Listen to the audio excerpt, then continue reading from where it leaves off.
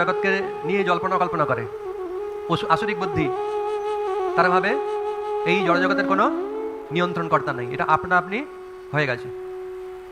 যদি নিয়ন্ত্রণকর্তা থাকে তাহলে আমি নিয়ন্ত্রণকর্তা, ঈশ্বর অহম, আমি ঈশ্বর, অহম ভোগী, আমি ভোগ করব। কেন?